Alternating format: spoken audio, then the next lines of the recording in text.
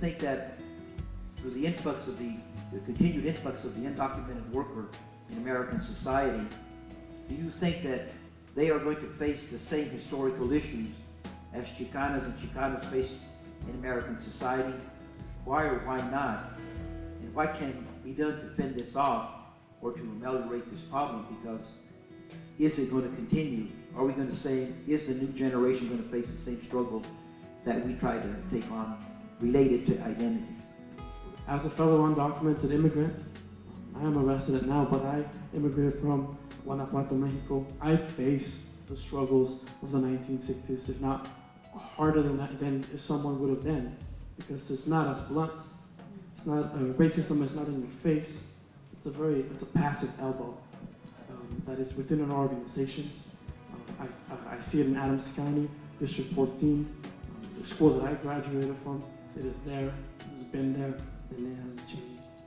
I see is our raza that come across from the southern hemisphere as migrants. I don't call them immigrants, I don't call them undocumented or illegals.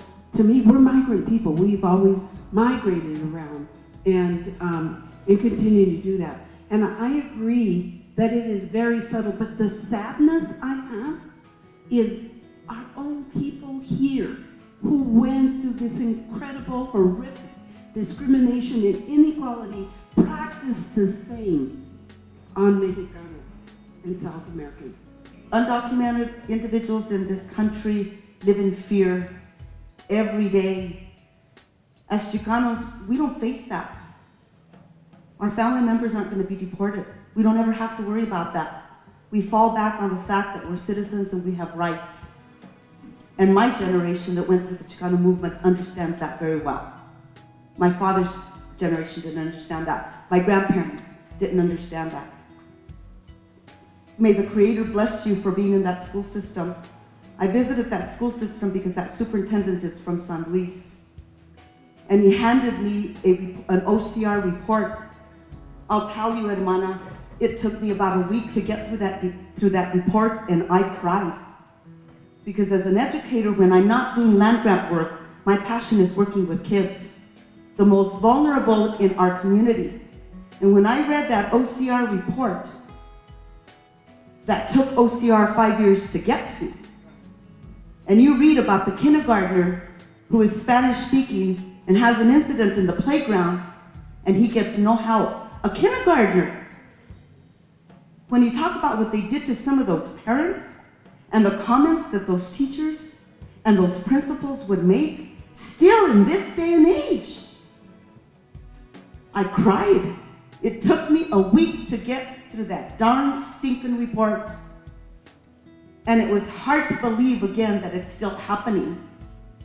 I have a friend, a family that I followed from Grand Junction and is living in the Dallas area. And he was robbed at gunpoint. The wife calls me half an hour later. No lo podemos reportar, no lo podemos reportar. We can't report it. I said, yes, you can. Because if you go report it, then you'll automatically get paperwork and you can stay in this country. But he was too afraid to go to report it. And it happens every day. So they live in fear. And like you, Nita, nothing makes me cringe worse. Nothing pisses me off more than when I hear a fellow Chicano who should know better and says, I don't want those wetbacks living in my neighborhood. I don't want those cheddars around my kids. Pendejos. From where do you think you came from? Look at your history. Who do you think you are? That, I believe, is an error that we made in the Chicano movement. Because we continue, Mr. Gurule, you talk about, that I don't have a problem, and I agree with you, hermano, that things have gotten much better. Absolutely, can't deny that. But there's a lot of work that still needs to be done. Because the majority of our gente that went through the movement, became middle or upper middle class, got good jobs, a good education, that was what the movement wanted as well. But when you get to that level, it goes back to fear. Because we deny that those situations and the institutions exist. Race prejudice is a tool of the American creed. And it allows us to continue to be blind to the structures and the institutions that continue to deny us the equal rights that we so wanted from the Chicano movement. So we need to go back and tell those folks, and we're all aging and gray, and we think we're comfortable because maybe things in our household are okay. But what about the neighbor? My community in San Luis right now is infested with hardcore drugs. I'm talking about meth and black tar heroin and lots of cocaine. Why is that still happening? Because the war on drugs was one of those institutions. COINTELPRO tells us how they went after us. So yeah, like Mr. Goulet was saying earlier, we're lucky that we're up here not in jail. Because if you try to do what we did back in the movement, things are different in this country. So how do you become involved? How do you stay involved? How do you address oppression and inequality without being called a domestic terrorist? Because when you speak up, you pay the price. We could all tell you personal stories in confidence. You do pay the price. And if you're a woman in this movement, you pay an even greater price. And the guy asked me the question was, is this immigrant rights movement, that's what he called it, is it part of the Chicano movement or not? So that's really the question I asked our folks to address. And if it is, how do we strengthen the bridge? If it isn't, how do we build it? So with that, we're going to open it up to the audience, but I want people to think about that because you opened up a dialogue that I hadn't anticipated, that I've been asking Nita and I, a bunch of us been talking, when are we going to talk about the Chicano-Mexicano conflict? And I think tonight was the genesis of that conversation, and would like to take it to other places. But we're going to open it up and keep all these thoughts in place. The question, where do we go? So the brother, if you would ask your question to the audience. It's terrible what's happening in this country with police and race. And it took me 2 days to get here, to be here tonight. Because of the weather in the valley, we have 1.5 feet. So it took me 2 days. I got stuck in Pueblo, and several of the old cucarachas is what we call them, the people that put together the cucaracha. You remember the cucaracha? And we were talking, and they said, how come we're not like the black community? I go, what are you talking about?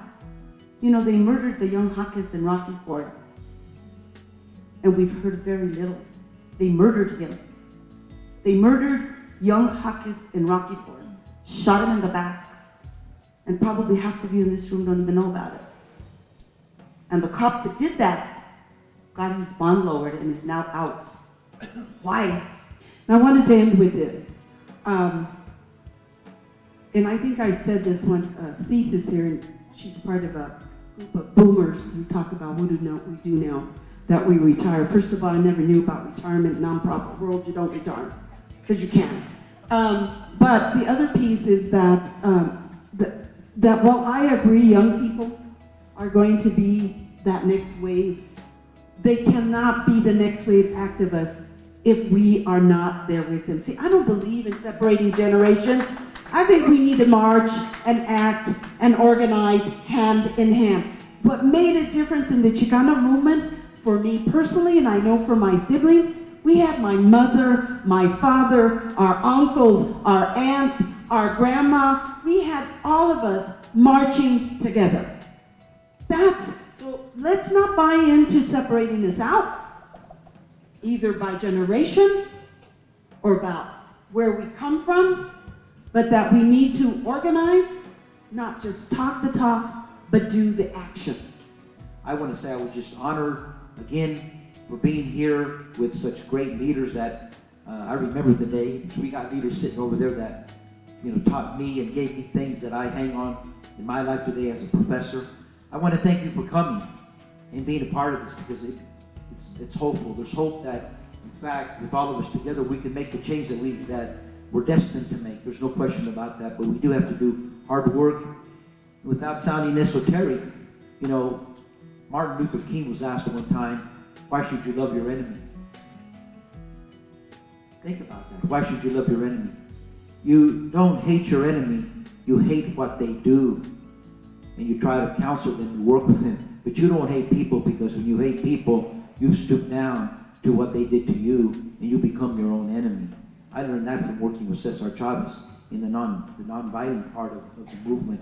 So I want to thank you. Thank you very much. Give yourselves a big hand and we'll call it a movement. Gracias por venir.